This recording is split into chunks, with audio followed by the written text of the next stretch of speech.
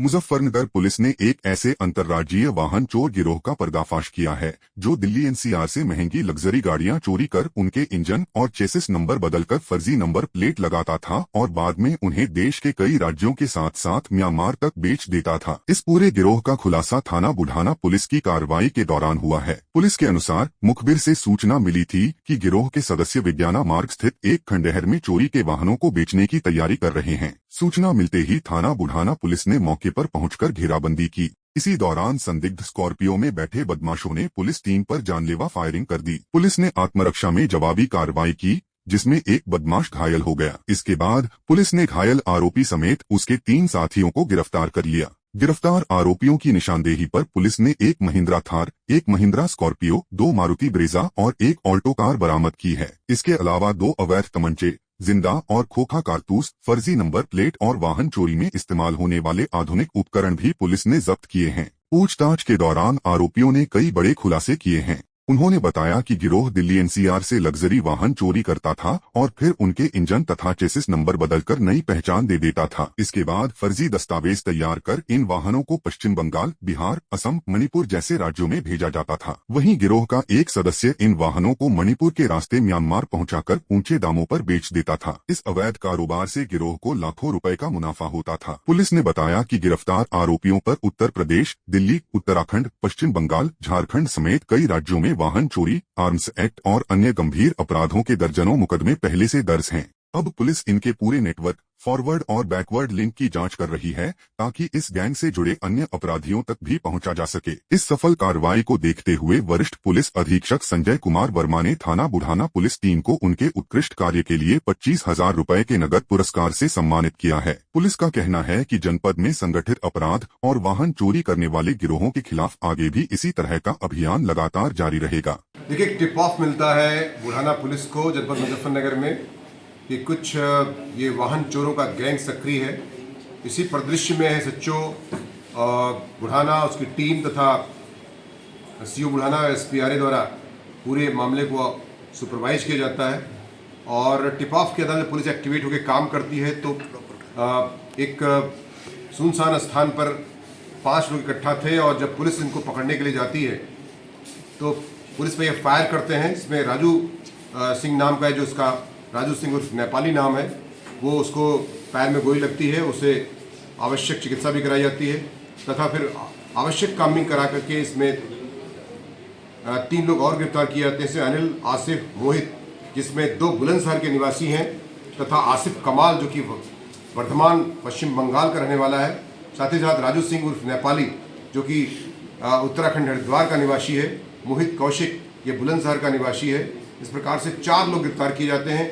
इनके पोजीशन से Mahindra Thar, Mahindra Scorpio, 2 Brezza, 1 Alto car, 2 अवैध तमंचे, 3 जिंदा और 3 खोखा कारतूस, 315 बोर, फर्जी नंबर प्लेट जैसा कि आप देख रहे हैं, वाहन चोरी करने के उपकरण, जो एक्सटूल डिवाइस में केबल, पेचकस, प्लास, रेती, टैब, आपने देखा होगा कि टी पॉइंट्स के जो है इसमें कीज वगैरह रखे हुए हैं जिससे लाख तोड़ लेते हैं ये। उसके बाद जो ईसीएम होता है, इंजन कंट्रोल मॉडल जो होता है, उसके माध्यम से पूरे सिस्टम को एक्टिवेट करके ये लोग खरीदते हैं गाड़ियों को। साथ ही साथ जो लीगल गाड़ियां होती हैं, वो जो कहीं कहीं ऑक्शन में मिलती हैं, उसको इन चोरी गाड़ियों के इंजन और चीज नंबर से उसको बदल लेते हैं तथा इन गाड़ियों को कहीं कहीं आसाम भेजते हैं। उसके बाद ये भी जानकारी पूछताछ से हुई है कि ये बर्मा जो देश है वहाँ भी सप्लाई करते हैं मणिपुर राज्य के माध्यम से। इसमें एक मुलजिम जो और भी है, जो मणिपुर के साइड का रहने वाला है, वो भी वांछित चल रहा है, उसको भी जल्दी गिरफ्तार कर लिया जाएगा। इसमें शेष जो मुकदमा कायम किया गया है 310/26, 109, 317, 318, 338, 340 और 35 VNS व 3/25/28 आर्म्स एक्ट का अभियोग दर्ज किया गया है। इनके द्वारा स्वीकार किया गया आर्थिक लाभ के लिए इसमें काफ़ी पैसा ये कमाते हैं। इसमें पढ़े लिखे जो अपराधी हैं ये, जिसमें अनिल और आसिफ और मोहित और राजू, ये चारों जो है पढ़े लिखे बदमाश हैं तथा इसमें एक BSc कर रहा अपराधी है जो कि टेक्निकली जो है काफ़ी एक्सपर्ट है, उसे अपना खुद का गैराज खोलने की अभिलाषा है। इसी परिदृश्य में पुलिस को टिप ऑफ के आधार पर ये बदमाश पकड़े गए हैं। निश्चित तौर से अपराधियों के खिलाफ ये कुठाराघात मुजफ्फरनगर पुलिस द्वारा किया गया है। इसमें गैंगस्टर की कार्रवाई भी सुनिश्चित की जाएगी तथा कठोरतम कार्रवाई सुनिश्चित की जाएगी। इसके साथ मैं आपको बता दूं कि पुलिस टीम द्वारा इसमें जो कार्य किया गया है इसके लिए 25,000 रुपये का इनाम दिया जा रहा है। साथ ही साथ पूरी गाड़ियों का जो वैल्यू है लगभग 1 करोड़ की गाड़ियां इसमें बरामद की गई हैं तथा इसमें विधिक कार्रवाई करते हुए जेल भेजने की कार्रवाई सुनिश्चित की जाए। देखिए, आप जैसा कि जानते हैं कि गाड़ियों के नंबर प्लेट तक बदल देते हैं, जिसके लिए इनके फ्रॉड का मुकदमा भी दर्ज किया गया है। साथ ही साथ कूटकांड का अभियोग भी दर्ज किया गया है। साथ ही साथ प्रेस का इस्तेमाल करके ये दुरुपयोग करते थे। इसलिए मैं आपके माध्यम से भी अपील करना चाहूँगा कि इस तरह की चीज़ों जब भी आपके संज्ञान में अवगत कराएं। साथ ही साथ इसमें कार्रवाई मेरे द्वारा सुनिश्चित की जा रही है।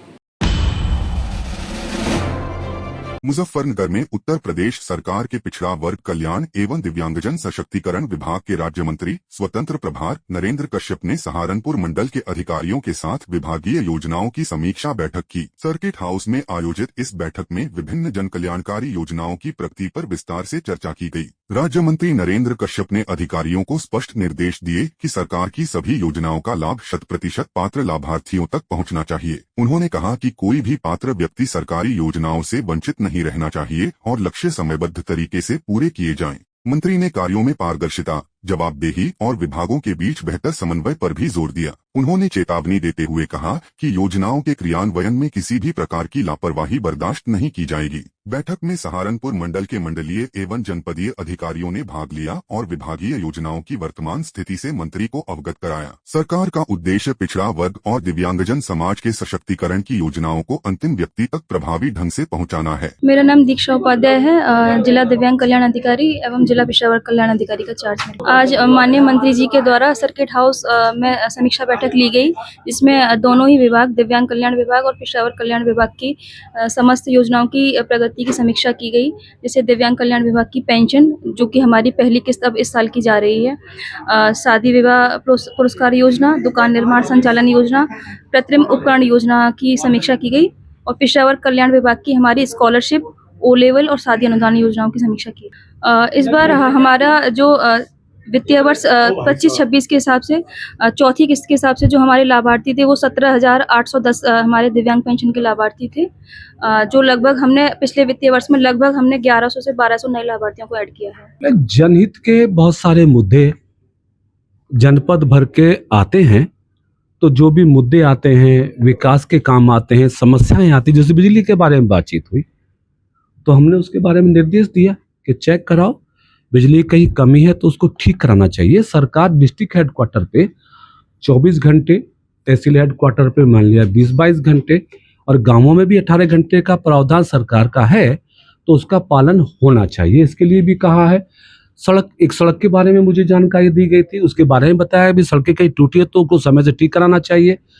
और उसके अलावा हम अभी मुजफ्फरनगर जनपद में विकास की नई नई योजनाएं लागू करने का हमारा प्लान भी और स्वीकृति भी हुई है। अभी हमने 4 करोड़ रुपए की लागत से त्वरित योजना के अंतर्गत चरथाल विधानसभा में सड़कों की स्वीकृति कराई है। अभी हमने लगभग 200 करोड़ के विकास कार्य आने वाले समय में हम करने का विचार रख रहे हैं। उस पर भी मुख्यमंत्री से बातचीत हुई है। तो मुजफ्फरनगर का समग्र विकास हो, जन समस्याएं का हल हो और जैसी प्रधानमंत्री जी और मुख्यमंत्री जी की एक पहचान है विश्व भर में कि जो कहते हैं उसे करते हैं, तो उसकी झलक मुजफ्फरनगर जिले में भी मिलती रहे, दिखती रहे, इसकी कोशिश मैं कर रहा हूँ। मुजफ्फरनगर में की बात करें या उत्तर प्रदेश के किसी भी जिले की बात करें, 9.25 सालों में एक्सप्रेसवे में उत्तर प्रदेश नंबर 1 पे आया है। एयरपोर्ट के निर्माण में यूपी नंबर 1 पे है। रैपिड ट्रेन देश की सबसे पहली यूपी में चल रही है, मेट्रो ट्रेन चल रही है। तो सड़कों पे जितना बड़ा काम योगी जी के नेतृत्व में उत्तर प्रदेश में हुआ है, वो प्रदेश की जनता ने सराहा है। मुजफ्फरनगर से भी बहुत सारे रोड, अभी जानसठ की तरफ को जाते हैं, वो भी एक्सप्रेसवे बना है।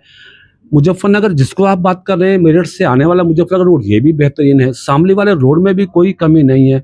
रुड़की वाला रोड बन रहा, देहरादून, दिल्ली देहरादून एक्सप्रेसवे। मेरा सवाल है, तो ये सारे सड़कें इतनी बेहतरीन बनी है कि जिसमें प्रदेश की जनता में एक बहुत प्रसन्नता। और फिर मैं कहता हूं कि विकास, रोजगार, ये ऐसे मुद्दे हैं कि ये हमेशा रहेंगे, इस पे हमें हमेशा काम करना होगा।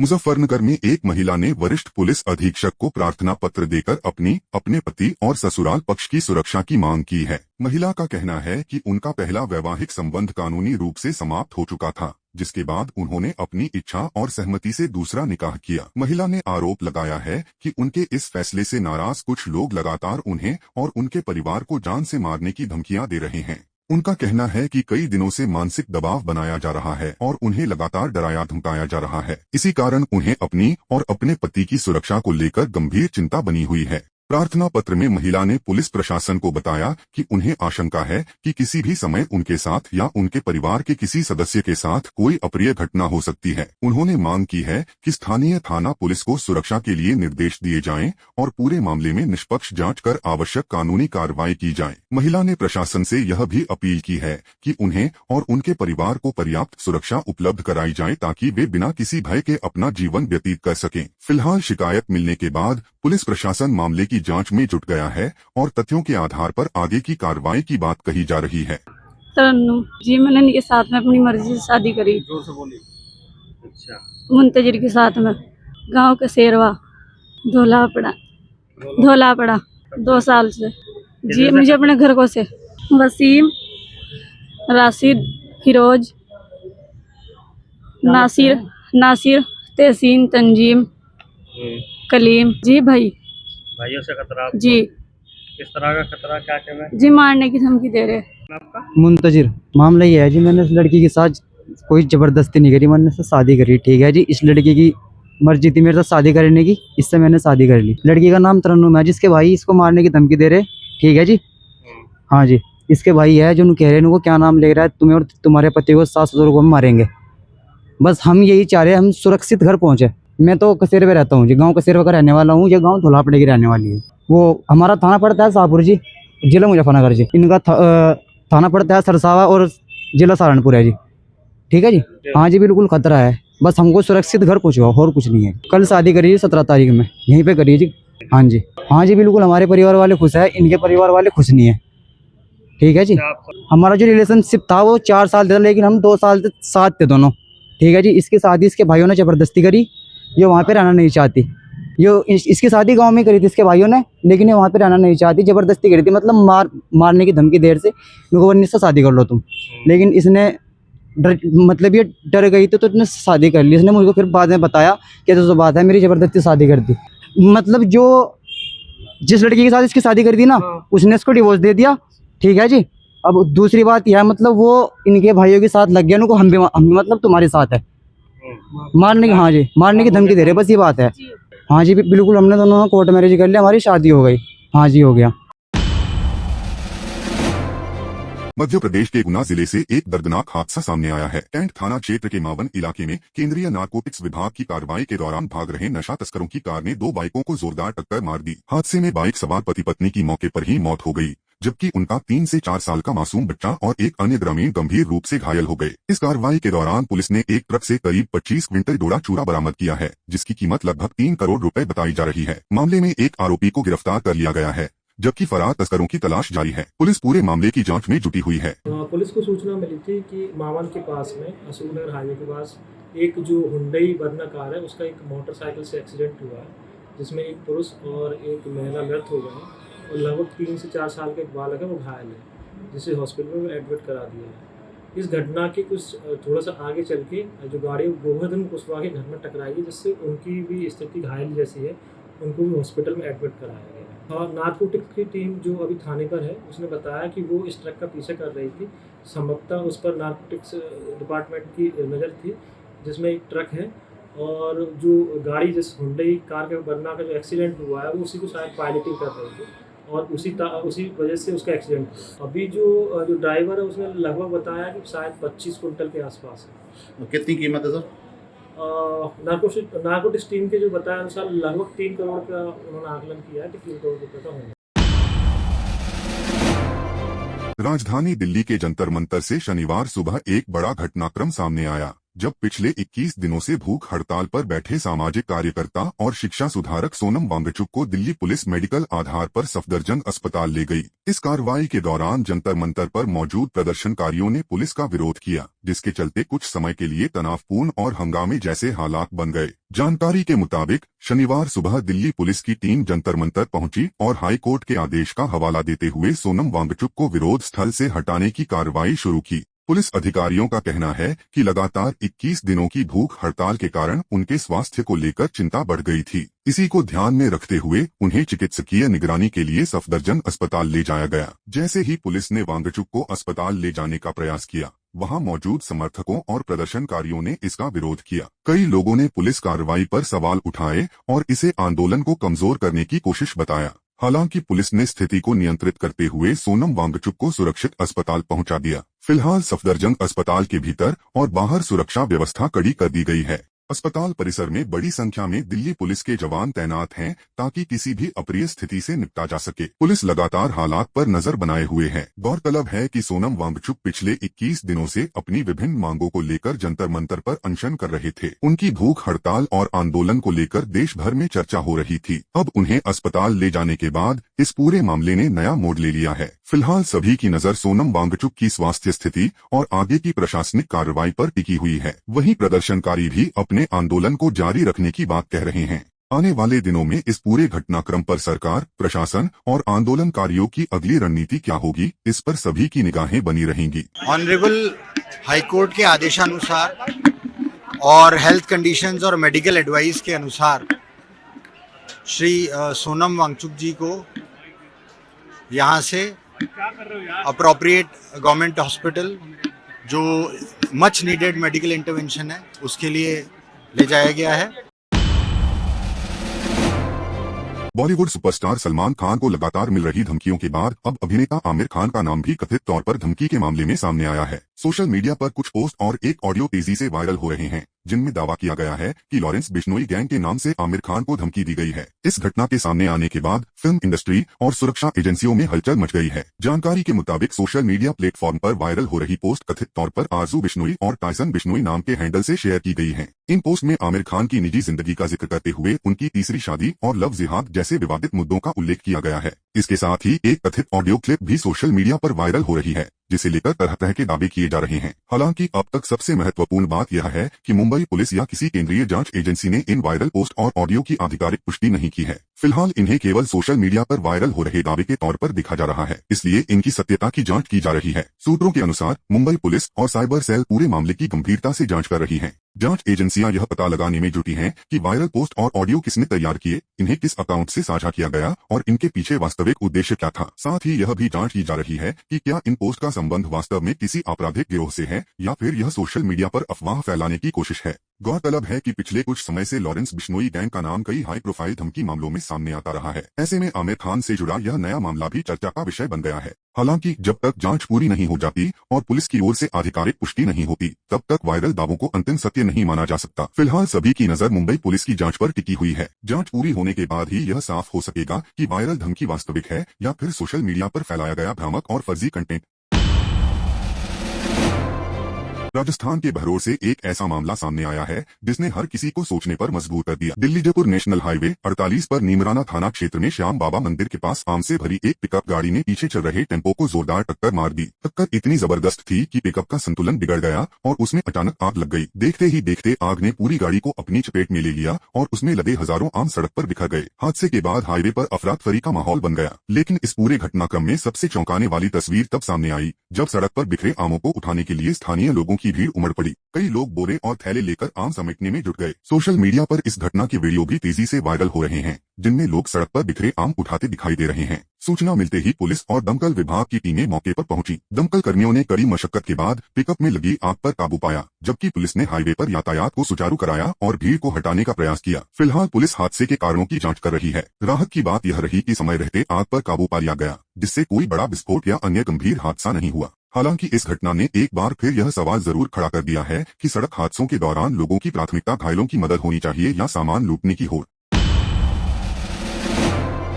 मध्य प्रदेश के नरसिंहपुर जिले से शिक्षा विभाग की बड़ी लापरवाही सामने आई है। करेली ब्लॉक के रितुआ टोला गांव के सरकारी स्कूल में पदस्थ शिक्षक जोगेंद्र किशोर द्विवेदी का दिसंबर 2025 में निधन हो चुका था, लेकिन इसके बावजूद शिक्षा विभाग ने उन्हें अटेंडेंस के लिए स्कूल में उपस्थित होने का नोटिस जारी कर दिया। स्कूल की शिक्षिका का कहना है कि शिक्षक के निधन की जानकारी विभाग को पहले ही दी जा चुकी थी, फिर भी यह नोटिस जारी होना गंभीर प्रशासनिक चूक को दर्शाता है। इतना ही नहीं, शिक्षक की मृत्यु के बाद अब पहली से 5वीं तक की सभी कक्षाओं की जिम्मेदारी एक ही शिक्षिका के कंधों पर है, जिससे बच्चों की पढ़ाई भी प्रभावित हो रही है। मामला सामने आने के बाद शिक्षा विभाग ने इसे तकनीकी गलती बताते हुए सफाई दी है। हालांकि इस घटना ने विभाग की कार्यप्रणाली और रिकॉर्ड अपडेट करने की व्यवस्था पर गंभीर सवाल खड़े कर दिए हैं। सर, उनकी डेथ 28/5/2025 को डेथ हो गई है।